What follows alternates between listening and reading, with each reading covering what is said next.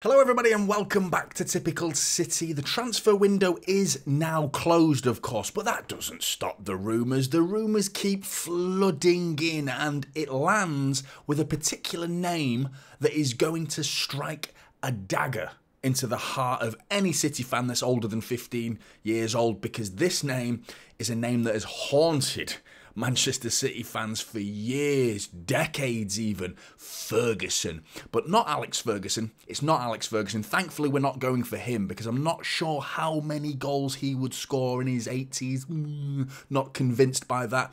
Evan Ferguson of Brighton. And Ferguson might be a name that strikes fears into our hearts historically, but now there is obviously a new name that strikes fears into everyone else's hearts, and that's Pep Guardiola. But no, stick with Evan Ferguson for now, because this is a player that is genuinely tearing up trees and ripping the Premier League apart so early into his Premier League season this season, and did really well last season. He's an 18-year-old lad. The big question City fans want answering is, why would we target a player like Evan Ferguson when we have Erling Haaland? How much sense is there to this logic? Because it does smack of a slow news day and let's pump out something into the media because we need to. I'm obviously bringing the news that has been, it's quite common around a lot of publications now. Numerous reports are coming out about Evan Ferguson and City's interest, more monitoring the situation. And how likely are City going to go for Evan Ferguson anytime soon? I can't even see it being in the next summer transfer window. I think even beyond that, maybe then. It hinges on Haaland's future, doesn't it? And there's rumours of an Erling Haaland contract soon to be start negotiating at least. That's the murmurings. And the success of that contract negotiation with Erling Haaland will probably have a huge impact on this Evan Ferguson. The likeliness of us going for Evan Ferguson when Erling Haaland signs a new contract is pretty slim. And if you're Evan Ferguson, you look at that situation and you're probably thinking, I could go to any club in the world in 2 or 3 years. As an 18-year-old, he's going to be 21 years old, hitting, like, about to start the runway, about to start taking off his career, if he hasn't already, effectively, doing really well at Brighton so far. By the time he's 21, there's probably one club in the world where you'd probably go, that's probably not the best place for me. That's Manchester City. Only when Erling Haaland's there, of course. With Erling Haaland not in the team, you walk into the City team and you can play in a very similar role to what Erling Haaland does. He does a little bit extra as well compared to Erling Haaland. Haaland has a bigger physical presence. He's got an even better eye for goal. This kid's genuinely got an eye for goal. I do think it seems like they've connected the dots, the media, and they've seen, right, Evan Ferguson scored a hat-trick at the weekend against Newcastle. Erling Haaland scored a hat-trick at the weekend. Imagine those two playing together. I think that's where the logic of this rumour has come from.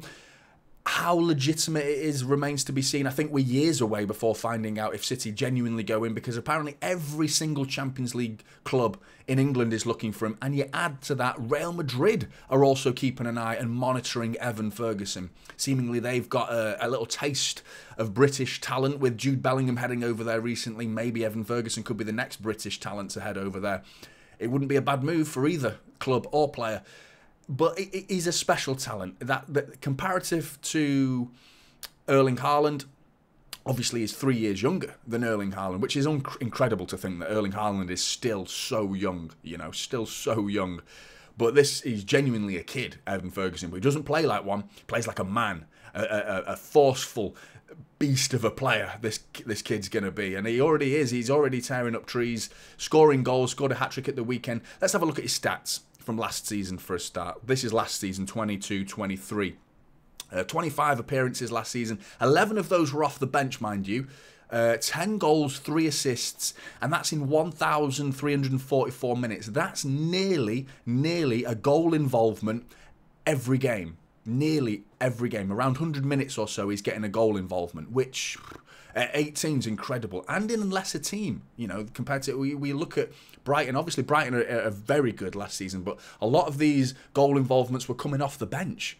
So give the lad 10 games starting up front for Brighton, and who knows what he could do. He could go on to get close. I wouldn't say emulate, I would say get close to Erling Haaland's goal per game ratio. 82% passing accuracy and 0.5 dribbles per game. Really good, really good. At 18 years old, that's incredible. And another example of Brighton bringing through another player from the Bohemians. He played in Ireland, and then they just signed him, brought him into the under-23 squad for Brighton, and there's working his way through. And now the fee is reported between 120 million to 150 million pounds. That's the fee. Okay, the market value on the market suggests he's 30 million pounds. By his stats, by his involvement in the game so far, the market value says he's 30 million euros. You know, so you can throw the market value in the bin. You can throw the market in general in the bin, because it's getting ridiculous now, because it's the difference between what Brighton value him at and the market values him at, we're talking over 100 million. It's ridiculous. So you can forget looking at the market value anymore. It's gone. You know, the market's dictated by the clubs and the players, and the instant impact these guys can have. The players, how quickly they can roll out stats and quality of performances like this, and all of a sudden you add 10, 15, 20, 30, 40 million pounds worth of value because they've played well for 10 games. You know, it's crazy. It is crazy. I think he's going to go on to be one of the greatest strikers in the Premier League. Really good numbers. Already he's got 4 goals. Let's look at this season. For now, very limited in terms of stats, but in the 23-24 season, 4 appearances, 4 goals. That's in 206 minutes. You know, that's Haaland numbers. That really is Haaland numbers. Can he continue to do it, though? He's not even starting. He didn't start against the first game of the season. He wasn't starting. So, a 91.7 passing accuracy and 0.8 dribbles per game. All of the numbers are going up. In his second full season in the Premier League, they're going up already. So that trajectory is very upwards angled, you know. He's on his way up, and he's only 18. He's not turning 19 until October. So, scary. Scary prospect. It's just, how does it work with Haaland? Because every other club, it makes sense. Name a club where it doesn't make sense for Evan Ferguson to go and join, that's bigger than Brighton and better than Brighton and can offer Champions League football. There's only City that it doesn't make as much sense for me because of Erling Haaland, and the link-up play with Alvarez right now, it's working. So it heavily hinges on Haaland's future. But are we big enough now to... what does he think of his own career? Does he want to come and play for City and challenge Erling Haaland? Maybe be the understudy to Erling Haaland in a year, maybe 2 years' time? Well, by the time Haaland's 24, 25, he's going to be hitting his peak. It's an interesting one. It's an interesting one. I'm not convinced that this makes sense right now. And like I said, it heavily hinges on Erling Haaland. But if there is one person from Brighton that I would like City to go for, it's not Matoma. It's not Evan Ferguson. And it's years away. Years away. It's Roberto De Zerbi. And that obviously depends on Pep Guardiola, because the murmurings of that is he's on his way to close to starting negotiations for a contract. He's incredibly settled. All his family are settled. He's got children getting educated in the UK right now. He himself is settled. If we can keep Pep Guardiola for as long as possible, I would never suggest De Zerbi. If he wants to spend the rest of his life managing Manchester City Football Club without it going stale at any point, I don't think it would. The guy's got such a winning drive mentality. Pep Guardiola all day long. It's an absolute given. It's a no-brainer out of De Zerbi and Pep Guardiola. But you do have to factor in, you have to, you know, failing to plan is planning to fail. That's literally how it works. If you ask Manchester United how they planned for Ferguson's departure, you might not want to hear it, City fans.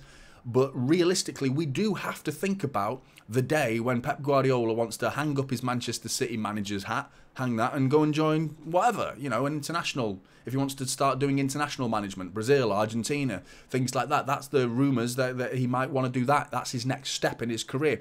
If that's the case, then Roberto De Zerbi fits the bill for walking into Manchester City. There's small differences between the two. Tactically, they're very same, and De Zerbi's doing incredible things right now, getting Brighton into...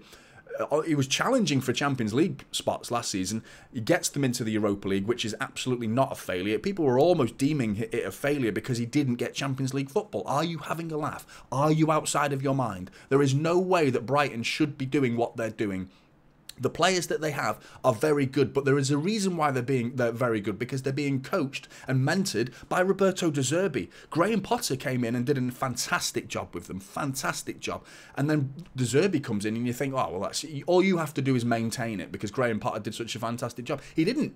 He didn't maintain it, he improved it. He made them even better, you know, which was an incredibly hard act to follow because Potter did such a good job with Brighton. So the only issue for me is his temperament. He's really hot-headed. You know, that's one thing on the touchline that I think is a weak spot of his.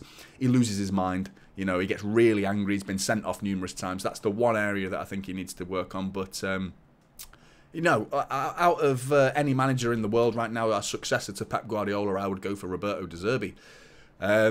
Could the two go hand in hand? Evan Ferguson and De Zerbi. If Pep leaves and Haaland leaves, God forbid, that's not the scenario I want. I would much rather Pep Guardiola and Erling Haaland than De Zerbi and Evan Ferguson. Of course. But if those two were to come across as the Pep and Haaland were to leave, then it makes sense. It makes sense. But it all hinges on Haaland and Pep and what their futures and their intentions are going forward. But Blues, what do you think? Do you think this is a good move for City? Are you impressed by the link that we've been linked with Evan Ferguson? Do you think this is a good move for him? Do you think it's a good move for the club? Could you see Evan Ferguson working with Erling Haaland together? And who do you see as a successor? God forbid that never has to happen anytime soon for Pep Guardiola. But who do you see as his successor? Going forward, who would you pick to replace Pep Guardiola? Get your comments in below. I'd love to hear them. Like and subscribe. Typical City is the channel, and I'll see you in the next one. This is Typical City now.